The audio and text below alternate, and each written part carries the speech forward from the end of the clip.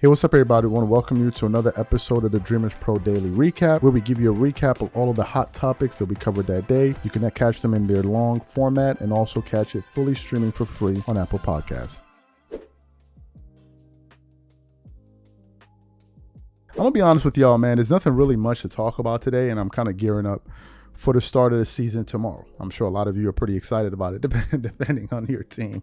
If your team is ass, you're probably not going to be excited about that. But anyway, coming into this season, there's a lot of things to look forward to. There are a lot of changes in media.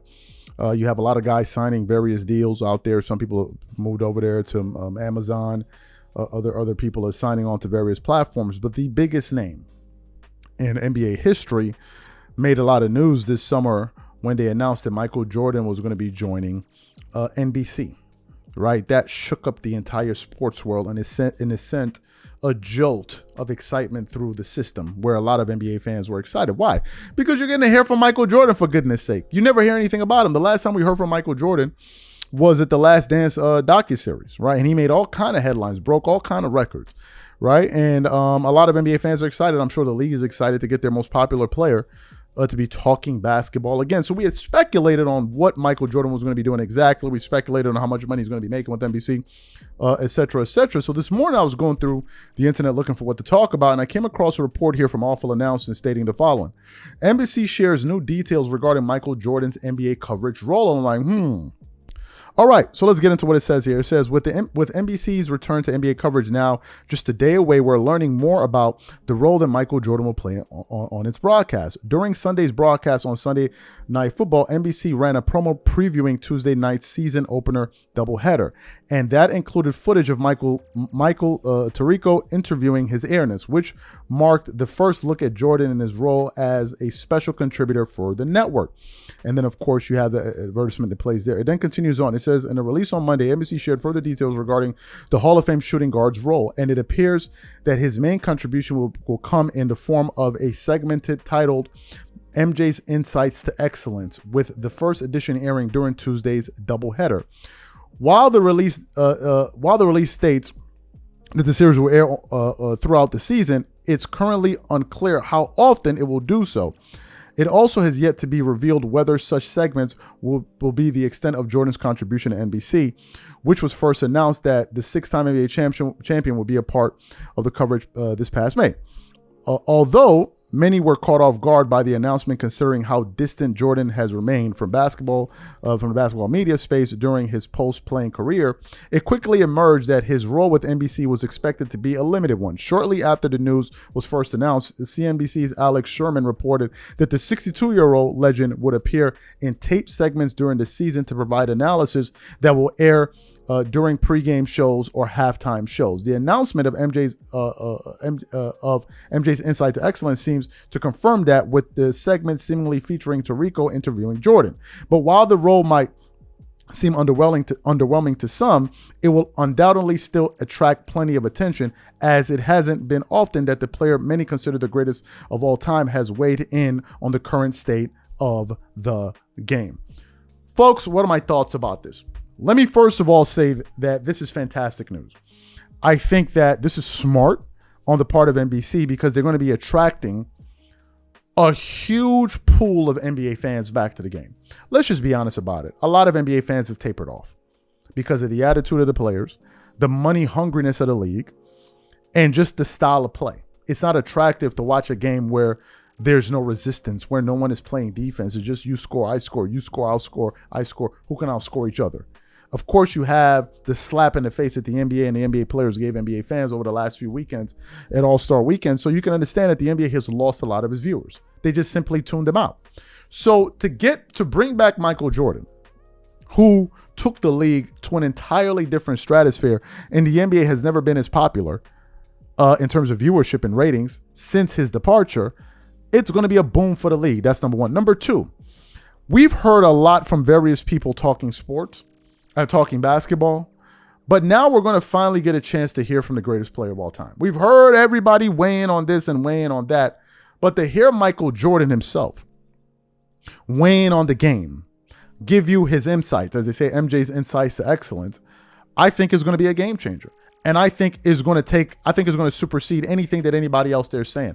I don't think we're in a position where there's anybody in media that can react to what Michael Jordan is saying, and people are going to be like, you know what?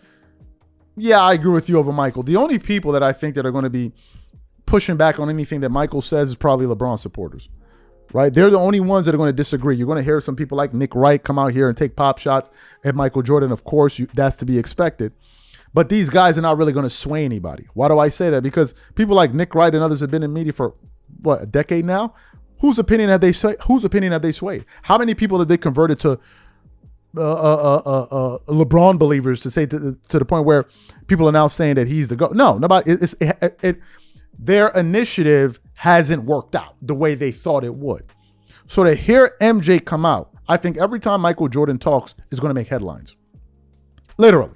And I think it's about time we get to hear from another perspective, right? We get to hear from somebody that doesn't think winning rings is weird. We get to hear from somebody that cherished competition. It's going to be a departure from a lot of the weird stuff we've been hearing from a lot of these guys over the last few months. I mean, for goodness sakes, you just had Anthony Edwards call Magic Johnson a hater. That should pretty much explain everything about this current NBA. Anthony Edwards is calling Magic Johnson a hater. This is where we are, bro. This is where we are. Magic Johnson is a hater. What does Anthony Edwards have that Magic Johnson needs to be hating on? What does he have that Magic Johnson? You can't tell the truth. All they want you to do is just agree with them, twerk it up with them. And if you don't agree with them, if you don't twerk it up with them, then then you're a hater. This is where we are in the game. And it's disgusting. So now to finally hear from Michael Jordan, I think this is great. I'm going to be tuned in to hear single thing that he says, and I'm going to react to every single thing that he says, to be quite honest with you. And it's about time. It's about time. It's like, I think we want to be hearing finally what people like Jordan, I think what Jordan will be saying is a lot of what Kobe Bryant will be saying. So finally, we're getting another perspective on things. And I think that's great for the game. I think it's great for fans. I think it's great that younger fans start to hear from Michael Jordan. We've heard enough from all of this clown stuff that's been said out there. Finally. And MJ's at the point in his life where people in their 60s, they're not afraid to say what they think. There's nothing that MJ is going to say that can affect them. Nothing. I don't care how many videos you make of Michael Jordan. You're not going to be able to affect his legacy. It's just not going to happen. So I think it's great news. I think NBA fans should be excited. I think he's going to attract a lot of Jordan fans, a lot of Bulls fans, a lot of old school fans, a lot of guys from the early 2000s. A lot of these fans are going to come back and want to hear what he has to say. So I think NBC is doing a smart thing, and I can't wait to hear what Michael Jordan has to say. So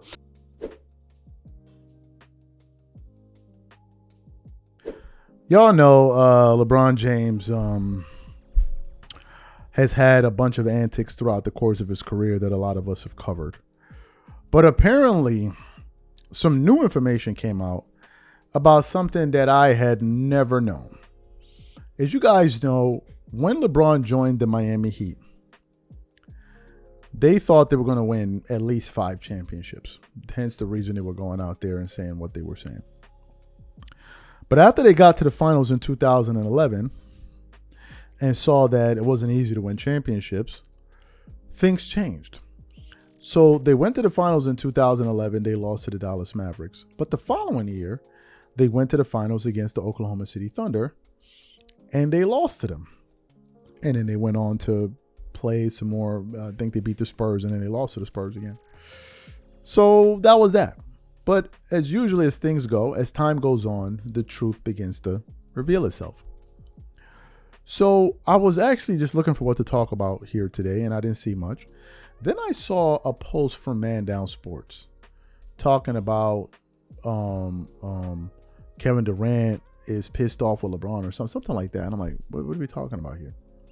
Then I started doing some research, and I then began to find out that when OKC was gearing up to start winning championships, when they had Serge Ibaka, Kendrick Perkins, James Harden, Russell Westbrook, Kevin Durant, I think Thabo Sefolosha, all of these guys.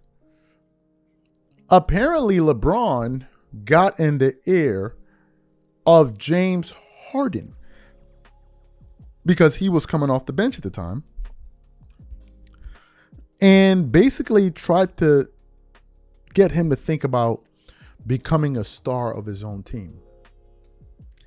And by doing so, it fractured that up-and-coming big three. And they would become weaker in the end. And they wouldn't be a threat to the Miami Heat and LeBron James. So Kevin Durant initially brought some information out about that. But then I saw a clip from the Road Trippin' podcast with Kendrick Perkins and Channing Frye and Richard Jefferson, who've all been teammates of LeBron. And they started to admit the same thing. For those of y'all who didn't hear what these guys had to say, I'm going to play their comments for you now, and I'm going to come back and continue on the show. Take a listen to these guys here. You were on the Oklahoma City. Netflix season 2, starting 5, is coming out. There were some clips dropped this morning. Did you see the clip from Kevin Durant? Yeah. This one right here. What pissed me off is Bron and D Wade sending tweets out. Congrats to my bro, James Harden, when he was shipping out to Houston. I know Bron and them was so we weren't together no more. We were on they ass. Y'all just scared. Is there truth to that? You were in that locker room, right? He knew before this. Before James and the tweets came out, before James left. KD came back. They were all at the Olympics. Right there, just one goal. James was there, KD was there, Russ was there. And we went into training camp and KD was like, bro, we gonna lose James. And I'm like, what you mean? It's like, bro, we gonna lose James. And I was like, why? He was like, Bron, D Wade, all of them was telling him that he needed his own team. People don't understand the psychological warfare that goes on that out he there. needed his own team and this, that, and other. So I'm like, nah, man, JH. And then all of a sudden the contract negotiators started. And so I went to like holler at James, like, what's up? He was like, nah, I want the max. I want to be a franchise guy. So then right what's wrong with that? But again, like I understand living in the past, but like going back and revisiting the past. But if you ask James right now, would he have rather stayed in Oklahoma or had the career that he had when he left? I guarantee you he would have took that career in that path. Because I knew he was going to be good. I didn't know he was going to be great. We had the same agent, Rob, at the time. And Rob... Who was we? James Harden and myself. Okay. So Rob would be like, man, Channing, I know you hate ASU, but this dude... Yeah. No, he was like, man, this dude, James, is going to be cold from ASU. And I was like, I seen him, he can hoop. And they went to Oklahoma City. James always knew he was never going to be that guy. A sixth man. Right. He was a top 5 pick, wasn't I know, he? but that's the thing. So it's not when James was, they think it's Bron and D Wade. James's whole camp was like, you can't be this you got to be that. This is who you are, which is the Houston thing. And that's why he was so successful. He went to the right spot. So you heard what they had to say. It's unbelievable. It is unbelievable. So let me get this straight. LeBron and D Wade and these guys saw that Oklahoma City was going to be a threat going into the future. And since they witnessed that, and they were the elder statesmen compared to those guys because they were older than them, they decided, you know what? We see that this team is going to be a problem in the future. And given the fact that we built this team all to cakewalk the championships, hence the reason we were celebrating the way we were before we even won one, what we now need to do is cause some division within them. Let's go talk to the guy over there that's coming off the bench that probably wants to score more points and make more money and whisper to him and say, hey, you need to be the star of your own team. And it worked. Because the moment James Harden went to Houston, it was over. It was over. When they got to the finals against the Heat, in 2012, I believe it was, they were still a very, very young team. People calling them babies. They were very, very young, these guys. So can you imagine if they stayed together? Well, look at what the current Oklahoma City Thunder are. Imagine if somebody had come in and messed with that and broke up that core of players that they have. Would they have become what they became today? No. And once again, we have another example of LeBron and these guys running from the damn grind. So instead of trying to find a way to beat them, they ran from them. Can you imagine if Kobe told James Harden to leave the Thunder? Oh, no, he never did that. He just beat them in the playoffs. They beat the Lakers, yeah, but the Lakers beat them. Kobe didn't go over them and say, hey, man, why don't one of y'all leave so you can make it a little bit easier for me to win titles? No, these are the antics that I'm constantly referring to. These are the antics that I constantly refer to. So the guy tried to weaken his. So not only was he trying to dominate the league by making it unfair, he was also trying to ensure that there were no competitors whatsoever. So let's go weaken them. But he got the karma for that later on. Why do I say that? Because KD came back and took a page out of his book and wrote a better wrote a better chapter when he went to Golden State. And he got a taste, LeBron I'm talking about, got a taste of his own medicine for what he tried to create in the NBA. He got a taste of it. And then all of a sudden his fans didn't like it. Before, they loved it. But the minute somebody else did it, he weak. So they're not weak, but KD weak. They all did the same thing. At the end of the result, it was an unfair team at the end of the day. At the end of the day, that was the final result. Regardless of how they got there, they got to the same place at the end of the day. So people are talking about, how was LeBron expected to beat those teams in the final? How were those other teams expected to beat LeBron? When you have a finals MVP, a guy that just led the league in scoring the year before you joined. You got a perennial all-star 20-10 guy in Chris Bosh, and then you have the greatest player in the NBA to his fans at the time on the same team. How is that fair? That don't matter to them. But then you can have some of these wild-ass LeBron fans go out there, there's never been a time LeBron was favored to win in the finals. This is what they say. There's never been a time when he was favored to win at all. And then they sit up there and cry, but how can LeBron beat Golden State? It's so hard for him. I mean, what do you want him to do? Forgetting that that's exactly what he did to the NBA, to his competitors, but want people to feel sorry for him.